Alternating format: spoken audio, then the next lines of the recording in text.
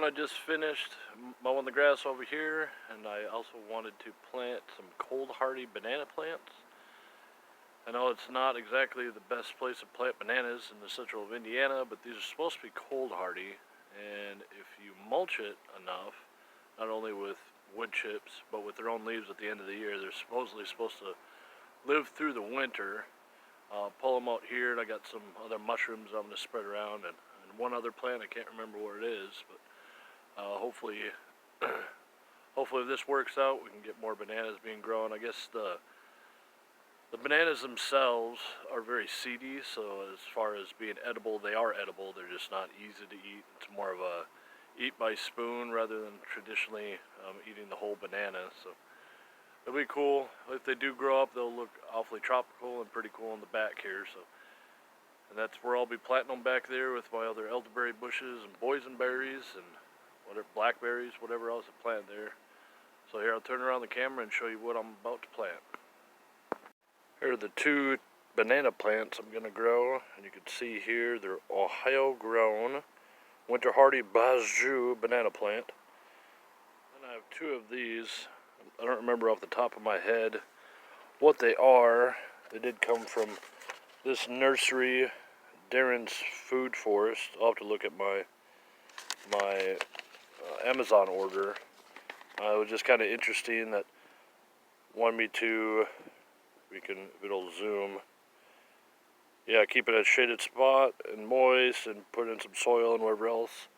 Well, I did that, and that's what's happened to them so far. So they definitely re-rooted. I'll plant them just to see if they'll come back. But it just goes to show that from now on, whatever I order, I'll just plant it at my earliest convenience and not leave them shaded. See, there's a taproot there of some kind, so they should still be alright. They'll just sprout from a different stem and not the original one. And just like every time I plant into something that's been sheet mulched, the ground's very easy to get into and move.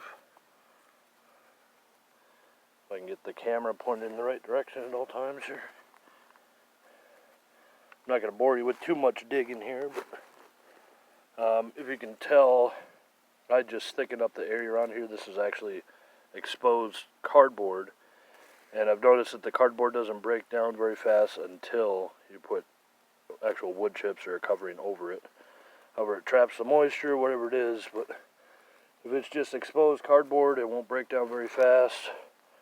It'll kill the grass, of course, stuff out the grass, but it won't start making major changes in the moisture and life of your soil until you add that sheet mulch. And like 8 seconds later, see, it's all covered back up with mulch. That'll protect the soil. I don't want to bury it. In wood chips, but just kind of protect the ground a little bit. And I'll do these last three plants, and I'll give you an update on what else is still growing on this little property here. And just like that, they're in. That's one of the banana plants. There are two of my blackberry. They're blackberry. See right here and here, two of those blackberry plants. And those other two are right there by those tags. There's that elderberry, and just to the right of it, looks like this is a mulberry plant. It's not in very good shape, but the soil was still good, and that taproot was still looked healthy, so I'm sure that'll spring back. So I've got all that over here, and basically a mirrored copy of that over here. As we move back over here, on the far side of this pile, I did spread those mushroom spores, the three different types, the white button. I always forget. The white button, what else I have? There's the white button, the mushroom, the red wine mushrooms. And back to the truck to see the labels. So it's the wine cap mushrooms, the morel mushrooms, and the white mushroom cap mushrooms, whatever you want to call them.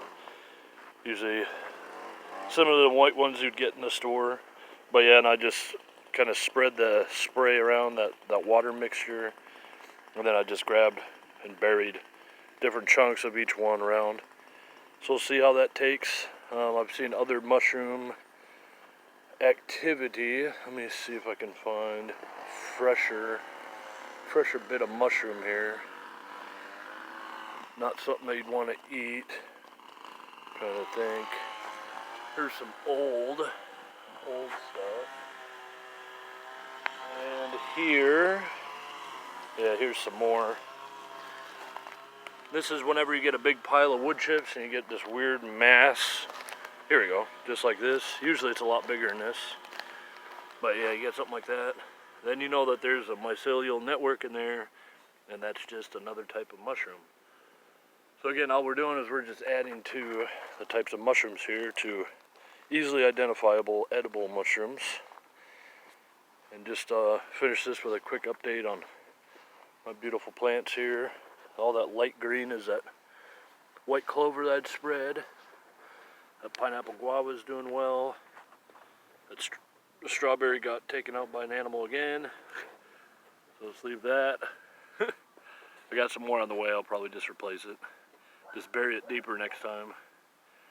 And then on the left here, that's the walking onions. That's the pineapple guava. Then over here we have a little pine tree there, right in the center. And then on the right there are a couple more. These clover, or these guys, comfrey popping up. So that's pretty cool. And of course I came by and I just chopped a lot of this stuff down so I can release the nitrogen back into the soil. There is a little plant there. And there's another plant in here somewhere. Well, maybe not. There should be a second one. Just like over here, these are the same plants. Obviously, these ones are doing a lot better for whatever reason. Maybe animal pressure or whatever.